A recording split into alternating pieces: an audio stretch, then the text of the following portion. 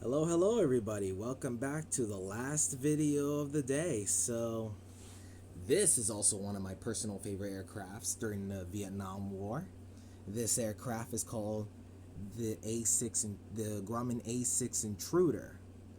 So, this particular one is actually the EA-6A Intruder, the electric Intruder. So this was like the first step for electronic warfare before it would eventually become the larger EA-6B Prowler, which technically was a four-seater. It was the first combat sword. It was involved during the first bombings of North Vietnam. But there were some of these that were shot down, but now they were escorted by phantoms and everything to keep them safe. But the A6 intruders were always there.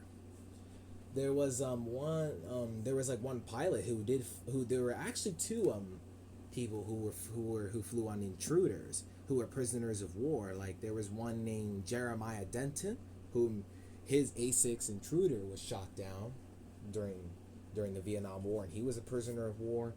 And the other one, his name was Thomas Coker, whom he was the bombardier navigator on the A6 intruder, and his intruder was shot down.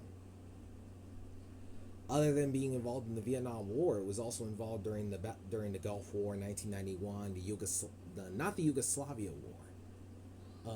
It retired from service in 1997, and the EA-6B Prowler has stayed in service until the Navy retired them in 2014, and then the Marine Corps retired the EA-6B Prowler in 2019, ending the A6 Intruder family era, unfortunately. I saw the A6 Intruder in person before at the Intrepid Sea Air and Space Museum. That was kind of like a test bed aircraft. They call it the A6F Intruder, but it never really got into the production of an upgraded Intruder. And there was also, did you know there were actually tanker versions? They called it the KA-60 Tanker Intruder, which were basically air refueling tanker versions of the A6 Intruder, which I thought that was very cool. I never knew about that. Anyway, thank you guys so much for the video, and see you next time.